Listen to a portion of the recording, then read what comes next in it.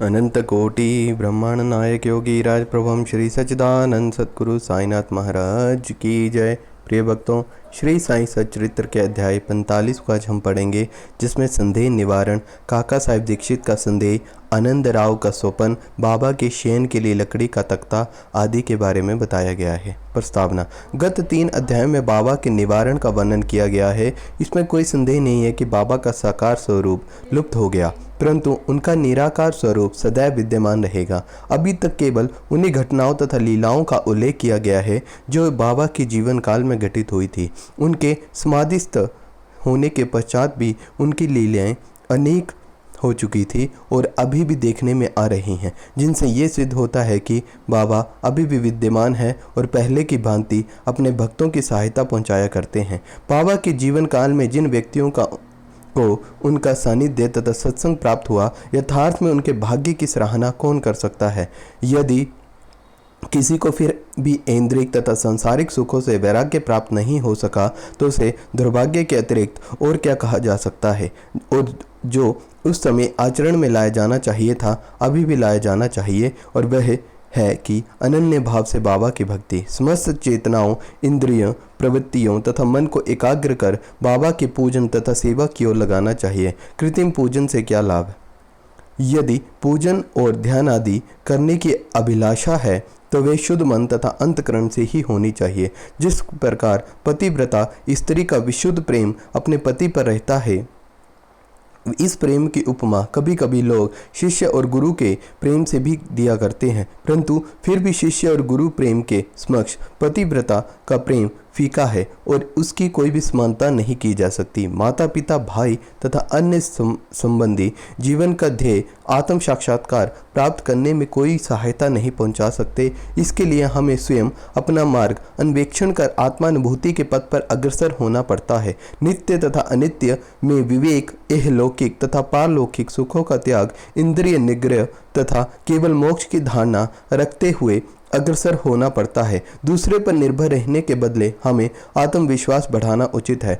जब हम इस प्रकार का विवेक और बुद्धि से कार्य करने का अभ्यास करेंगे तो हमें अनुभव होगा कि यह संसार नाशवान है और मिथ्या है, और इस प्रकार की धारणा से सांसारिक पदार्थों में हमारी आसक्ति उत्तरोत्तर घटती जाएगी और अंत में हमें उनसे वैराग्य उत्पन्न हो जाएगा। तब कहीं आगे चलकर यह रहस्य प्रकट होगा कि ब्रह्म हमारे गुरु के अतिरिक्त दूसरा कोई नहीं, वन यथार्थ में वे ही सद वस्तु परमात्मा है, और यह रहस्य उद्घाटन होता है कि यह दृश्यमान जगत उनका ही प्रतिबिंब है। अतः इस प्रकार हम सभी प्राणियों में उनका ही रूप का दर्शन कर उनका ही पूजन प्रारंभ कर देते हैं, और यही समत्भाव दर्शन मान दृश्यमान जगत में विरक्ति प्राप्त कराने वाला मूल मंत्र है। और इस प्रकार जब हम ब्रह्म तथा गुरु की अनन्य भाव से भक्ति करेंगे तो हमें उनसे अभिन्नता की प्राप्ति होगी और आत्मानुभूति की प्राप्ति सहज हो जाएगी। संक्षेप में यह है कि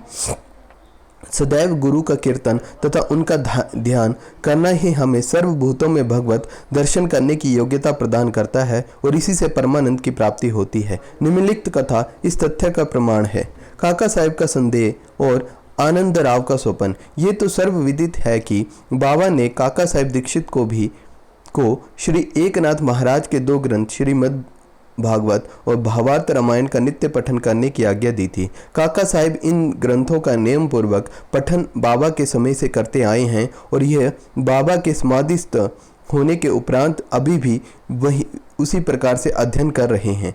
एक समय चौपाटी में काका साहेब प्रातःकाल एकनाथी भागवत का पाठ कर रहे थे। माधवराव देशपांडे, श्यामा और काका महाजनी भी उसी समय वहां उपस्थित थे, और ये दोनों ध्यान पूर्वक पाठ श्रवण कर रहे थे। उसी समय वे स्कंद के 2य अध्याय का वाचन चल रहा था, जिसमें नवनाथ अर्थात ऋषभ वंश के सिद्ध यानी कवि, हरि, अंतरिक्ष प्रबुद्ध और पिपलयान, अभिहोत, ध्रुमिल, चमस और करभाजन का वर्णन है, जिन्होंने भागवत धर्म की महिमा राजा जनक को समझाई थी।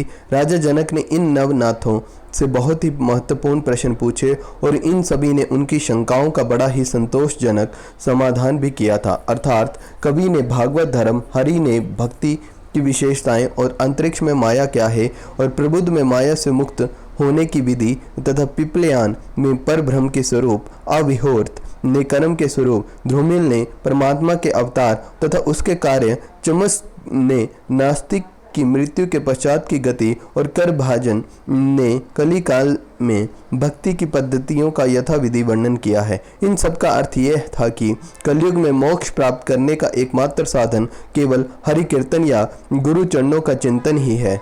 पठन समाप्त होने पर काका साहब बहुत ही निराशपूर्ण स्वर में माधवराव तथा अन्य लोगों से कहने लगी कि नवनाथों की भक्ति पद्धति का क्या कहना है, परंतु उसे आचरण में लाना कितना दुष्कर है। नाथ तो सिद्ध थे, परंतु हमारे समान मूर्खों में इस प्रकार की भक्ति का उत्पन्न होना क्या कभी संभव हो सकता है?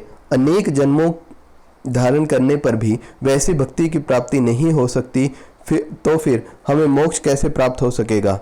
ऐसा प्रतीत होता है कि हमारे लिए कोई भी आशा ही नहीं है। माधवराव को तो निराशावादी धारणा अच्छी न लगी। वे कहने लगे कि हमारा अहोभाग्य है कि जिसके फलस्वरूप ही हमें साईं सदृश अमूल्य हीरा हाथ में लग गया है, और तब फिर इस प्रकार निराशा का राग अलापना उचित नहीं है। यदि तुम्हें बाबा पर अटल विश्वास है तो फिर इस प्रकार चिंतित होने की आवश्यकता ही क्या है? माना कि नवनाथों की भक्ति अपेक्षाकृत अधिक दृढ़ और प्रबल होगी, परंतु क्या हम लोग भी प्रेम और स्नेहपूर्वक भक्ति नहीं कर रहे हैं? क्या बाबा के अधिकारपूर्ण वाणी में नहीं कहा गया है कि श्री हरि और गुरु के नाम जाप से मोक्ष की प्राप्ति होती है?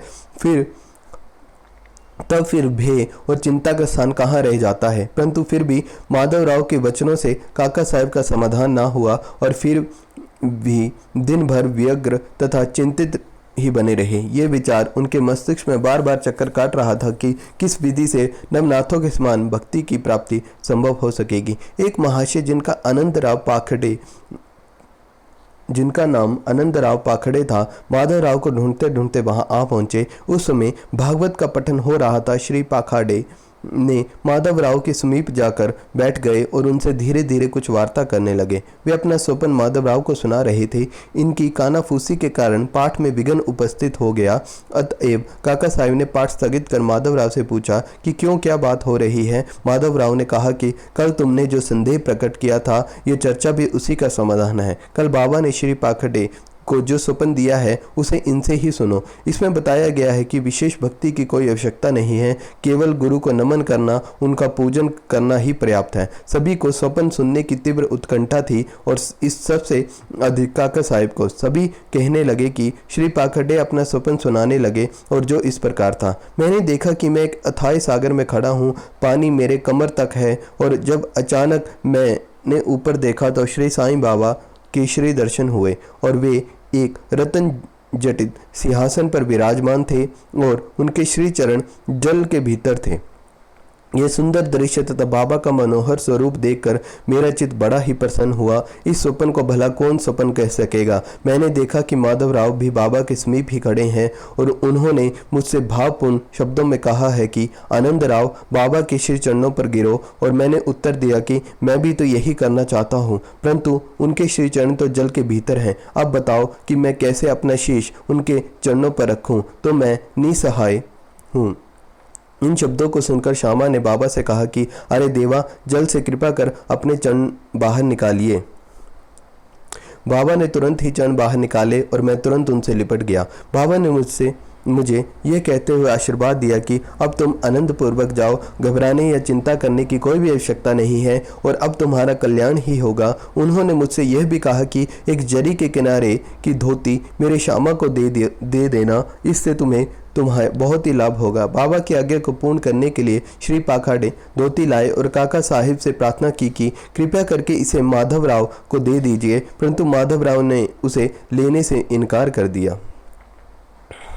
उन्होंने कहा कि जब तक बाबा से मुझे कोई आदेश या अनुमति प्राप्त नहीं होगी, ऐसा करने में असमर्थ हूँ। कुछ तर्क वितर्क होने के पश्चात काका ने दैवी आदेश सूचक पर्चियां निकालकर इस बात का निर्णय करने का विचार किया। काका साहब का यह नियम था कि जब भी उन्हें संदेह होता था तो वे कागज की 2 पर्चियों पर स्वीकार और अस्वीकार करके रख देते थे और उसमें से एक पर्ची को निकालते थे। जो कुछ उत्तर प्राप्त होता था उसमें उनके अनुसार ही कार्य किया करते थे। इसका भी निपटारा करने के लिए उन्होंने उपयुक्त विधि के अनुसार 2 पर्चियां लिखकर बाबा के चित्र के समक्ष रखकर एक अबोध बालक को उनमें से एक पर्ची उठाने को कहा। बालक द्वारा उठाई गई पर्ची खोलकर देखी गई तो स्वीकार सूचक पर्ची ही निकली।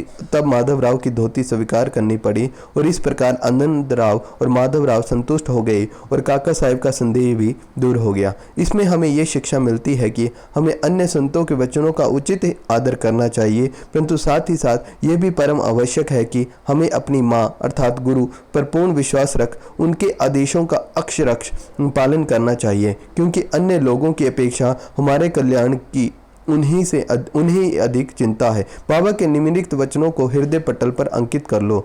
इस विश्व में असंख्य संत हैं, परंतु अपना पिता अर्थात गुरु ही सच्चा पिता है अर्थात सच्चा गुरु है। दूसरे चाहे कितना भी मधुर वचन क्यों ना कहते हो, परंतु अपना गुरु उपदेश कभी नहीं भुलाना चाहिए। संक्षेप में सार में यही है कि शुद्ध हृदय से अपने गुरु से प्रेम कर उनकी शरण में जाओ, उन्हें श्रद्धा पूर्वक साष्टांग नमन करो और तुम तभी देखोगे कि तुम्हारे सम्मुख भवसागर का अस्तित्व वैसा ही है जैसे सूर्य के समक्ष अंधेरे का। बाबा के शयन के लिए लकड़ी का तख्ता। बाबा अपने जीवन के पूर्वाध में एक लकड़ी के तख्ते पर शयन किया करते थे। वे तख्ता 4 हाथ लंबा और 1 बीता चौड़ा था, जिसके चारों ओर पर 4 मिट्टी के जलते दीपक रखे जाते थे और बाद में बाबा ने उसके टुकड़े टुकड़े कर डाले, जिसका वर्णन गत अध्याय 10 में किया जा चुका है। एक समय बाबा उस पट्टिये की महत्ता का वर्णन काका साहब को सुना रहे थे, जिसको सुनकर काका साहब ने बाबा से कहा कि यदि अभी भी आपको उसमें विशेष स्नेह है तो मैं मस्जिद की दूसरी पटिया लटका देता हूँ, आप सुखपूर्वक उस पर शयन करें। तब बाबा कहने लगे कि अब महालसापति को नीचे छोड़कर मैं ऊपर नहीं सोना चाहता। काका साहब ने कहा कि यदि आज्ञा दे तो मैं एक और तख्ता महालसापति के लिए भी टांग दूंगा।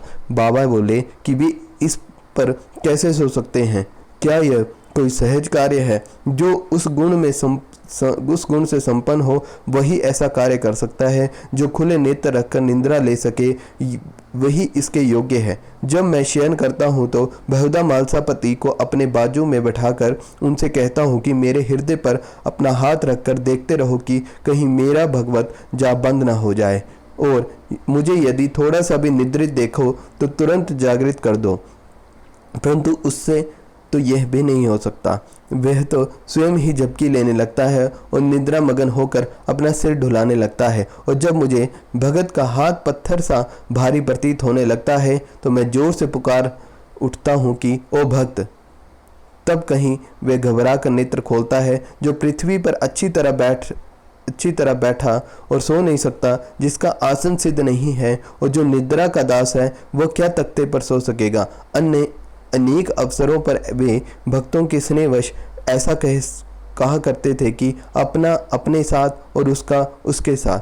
तो प्रिय भक्तों, श्री साईं बाबा की कृपा से हमने इस अध्याय को भी संपूर्ण कर लिया है। बोलिए अनंत कोटि ब्रह्मांड नायक योगी राज प्रभु श्री सच्चिदानंद सद्गुरु साईनाथ महाराज की जय।